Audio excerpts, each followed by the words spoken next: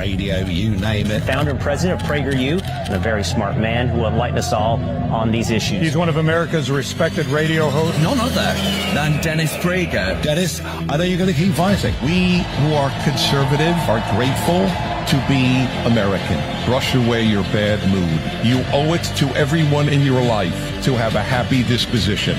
Big government means little freedom. End of issue. Those who censor are the liars. You can't get more absurd. It is not possible.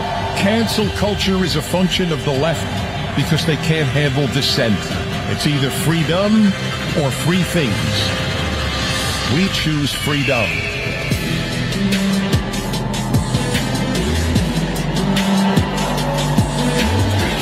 Wow. Thank you, everybody. Thank you.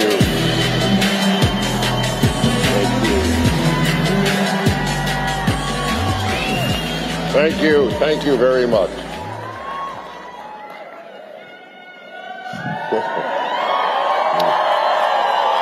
Thank you. It's very inspiring to see you all here. So I debated a great deal what I would say to you for 22 minutes. Do I cheer you up? Do I motivate you? These were very real questions that I confronted. And I thought the best thing I can do is explain the current era in which you live and I live.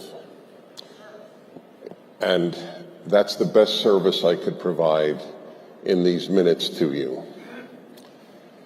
Because there's no way of denying this is the darkest era in American history outside of the Civil War.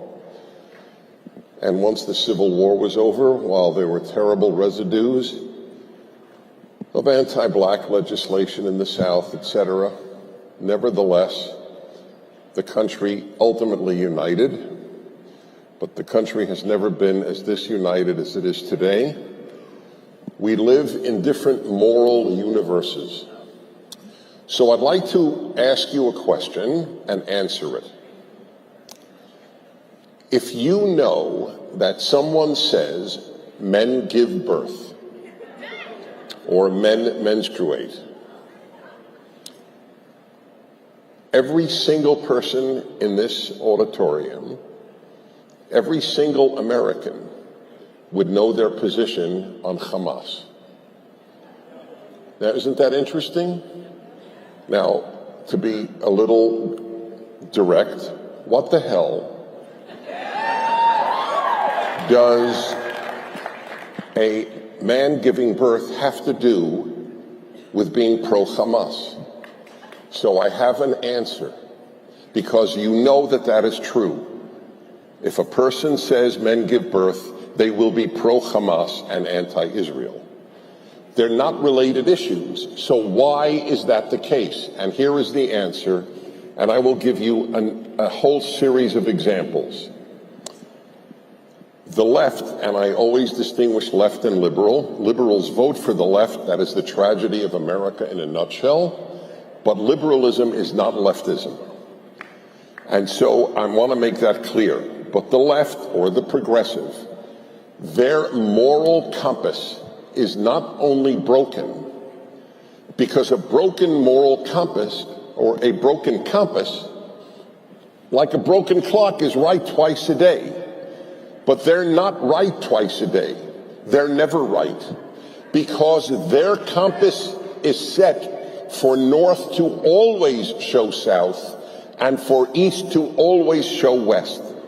It is deliberately broken. So I will give you a whole host of examples to give you an idea of what the broken moral compass is about. Women who object to men who say they are women competing in women's sports, even in weightlifting, these are called haters. Do you understand how that is north, south, east, west?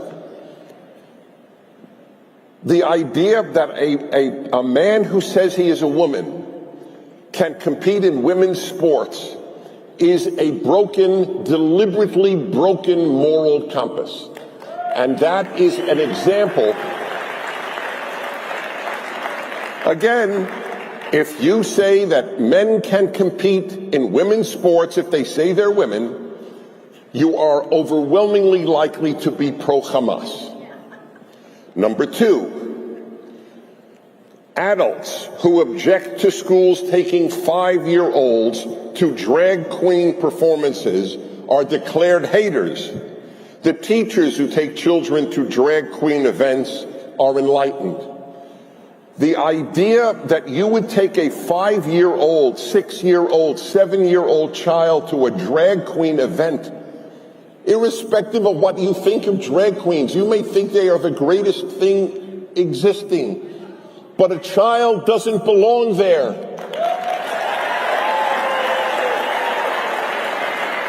But again, if you believe that a child should be exposed to drag queen story hours, you're overwhelmingly likely to be pro-Hamas.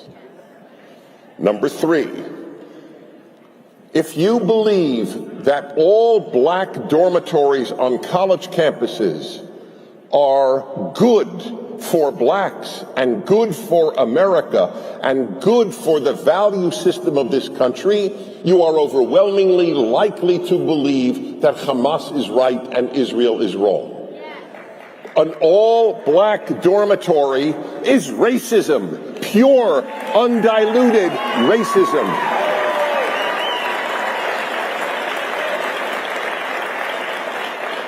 There are only two groups in America who believe in all black dormitories and all black graduations: progressives / left and the Ku Klux Klan.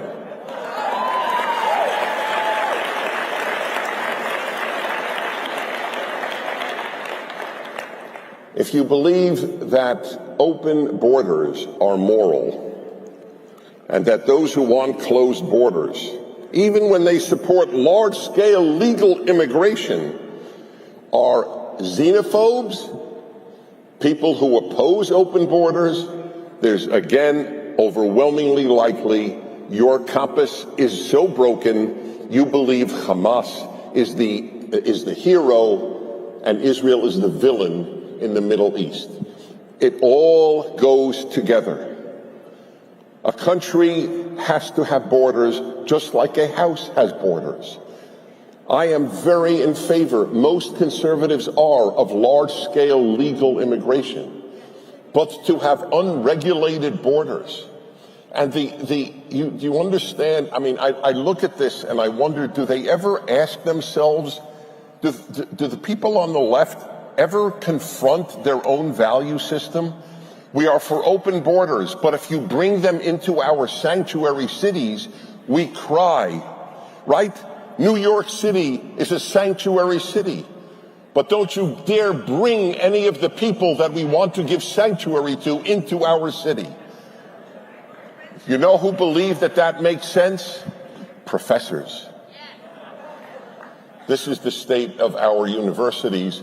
By the way, there is a silver lining in the obscene testimony of 3 Ivy League or 2 Ivy League and MIT presidents who couldn't say that advocating genocide against Jews is hate speech or is harassment. They didn't even ask hate speech. The bright side is, finally, what I have warned all of my life since I was at Columbia in the 1970s, that the university is a moral wasteland, is becoming clear to more Americans. This is the one silver lining.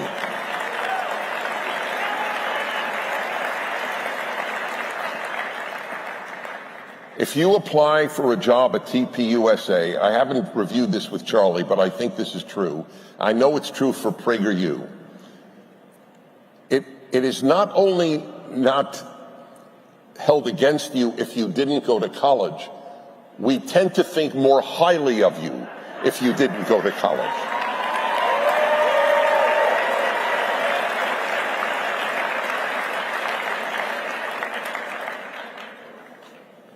The number of young people who go to college, a decent even happy person and come out angry, ungrateful, bitter people is very large. As I have said often on my radio show, at an American university, you get a BA in ingratitude, you get a master's in ingratitude, and you get a PhD in ingratitude. And I've written a book on happiness. It's a major theme in my work. And let me tell you something. There is no happy ingrate. It is not possible to be a happy or good human being if you're not grateful. The ingrate is the lowest form of humanity. And ingratitude is the essence of the left. They are all ingrates, and they wish to create more ingrates. You have grown up in the freest, most opportunity-giving country ever made in the history of the world, and you loathe it. You are despicable for that loathing. It is sick. It is sick. America is systemically racist. If you believe that, you're also probably pro-Hamas. Systemically racist? How many college students are taught that 4 million blacks have moved to the United States through legal immigration? 4 million in the last few decades from the Caribbean and Africa. So here's a question that should be posed. Are these people stupid? I'm just curious, would you move to a country that you knew hated you because of your color or race or religion? Of course not. Did any Jews move to Germany in the 1930s? The question is absurd. Of course no Jews moved to Germany because it was systemically anti-Semitic. Those 4 million blacks, and there would be 40 million blacks if we opened the borders completely. That's how many would want to move here, for good reason, because there's no country in the world better for a black or a white or a Hispanic or an Arab or a Muslim or a Jew to live in.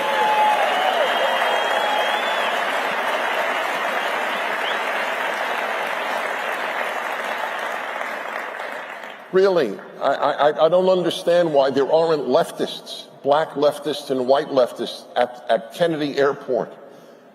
And any black coming in from Africa, and they say, hey, don't be an idiot, go back, we're systemically racist, we hate you.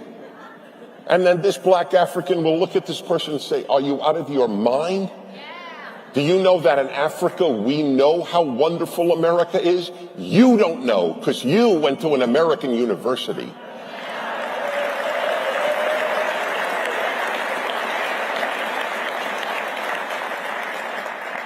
If you believe that voter ID is racist, you probably support Hamas. Do you know that virtually every democracy on earth has voter ID?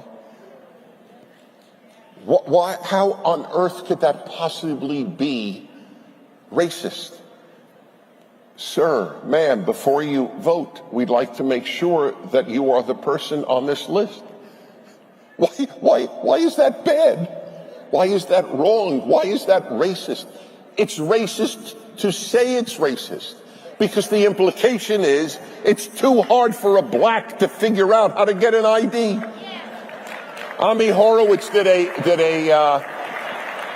Ami Horowitz, who does these terrific videos of man on the street type videos, he went to Harlem in Manhattan, and he asked blacks in the street, said, do you know how to get an ID?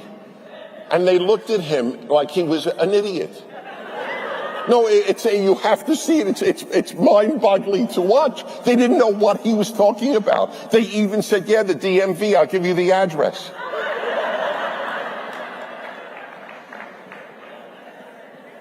If you believe that fewer policemen make safer cities, you probably support Hamas.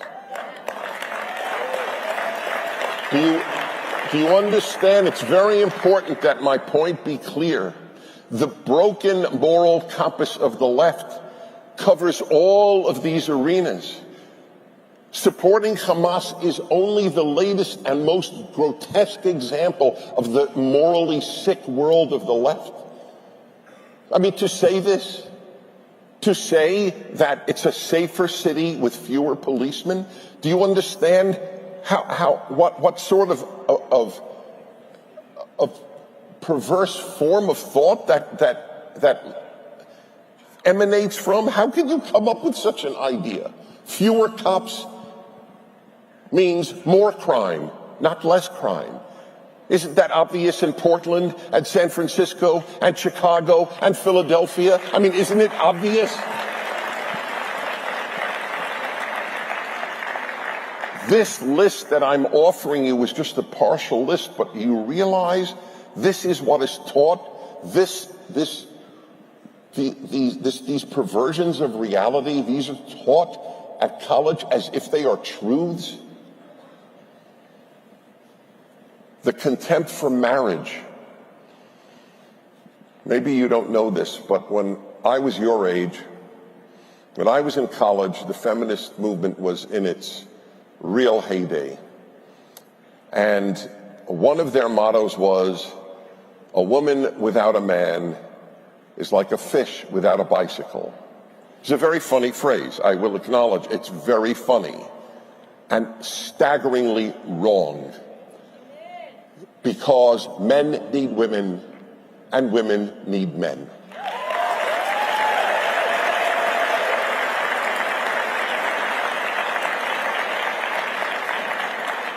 Do you realize that if I spoke at a left-wing convention, or even the Democratic Party convention, which is now indistinguishable, it used to be liberal, the Democratic Party, it is now leftist. Do you realize that if what I just said, men need women and women need men, I would be booed? Do you understand? You cheered, they would boo. Do you understand the gulf between left and right in the United States? It is not bridgeable. Meanwhile, here is a fact. Even the left acknowledges there are more depressed young women in America today than at any time since they began measuring depression in women. It is all thanks to left-wing horrible advice. Marriage is unnecessary. It's a creation of patriarchy. It's a misogynist institution. Your great happiness in life is going to come from a career. Really, your great happiness will come from a career. Every week on my radio show on Wednesdays, the second hour is called the Male-Female Hour. And I talk very honestly about men and women and male-female issues. A 50 to 60-year-old woman, let's say 55, called my show. I have 1,000 columns on the internet. 20 years every week is 1,000. I never in my life wrote a column that I didn't write, except for one. All I did was to transcribe this woman's call that she made to me. Dennis, I have a PhD. I make well into six figures. I bought the whole idea that career is the source of happiness for a woman. I have a dog. But you know what? I come home to a house without a husband and without a child. I bought the feminist line, and I deeply regret it. It was a terrible idea. And they don't give a damn about women, which I said from my time in college. The feminist movement doesn't give a damn about women, and the proof, in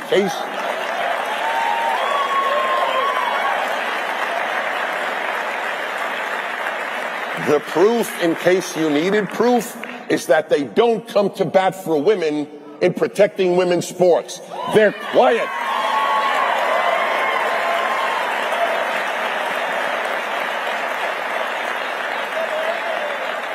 I wish the feminist movement was worthless.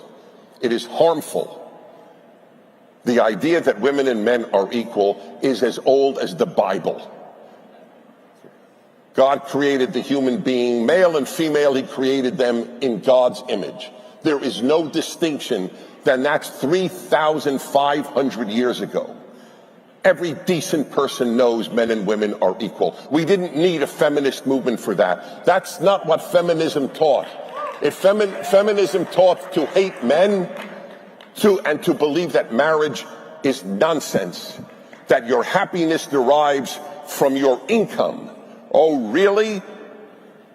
Then why are so many young women who bought this line so unhappy?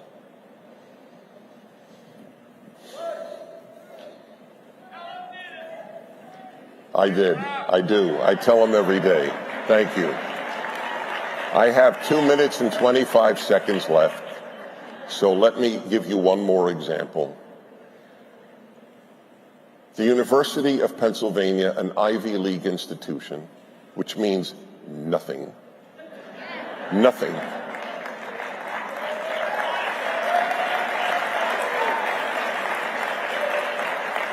A few years ago, the Department of English, this is important, took down the mural of William Shakespeare, the greatest writer of the English language who ever lived.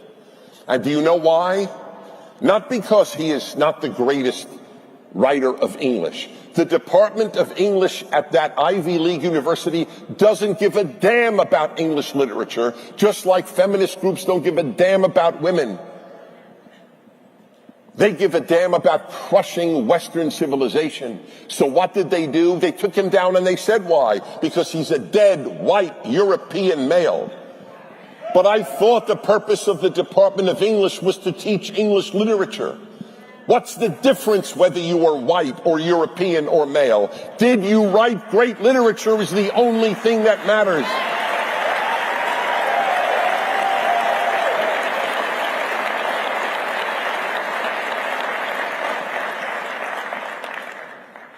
If you can't tell any of those things, then you can't tell the difference between Israel and Hamas. It would be like people in the late 30s saying, I can't tell the difference between England and Germany. That is how bad things are, that people can't tell the difference.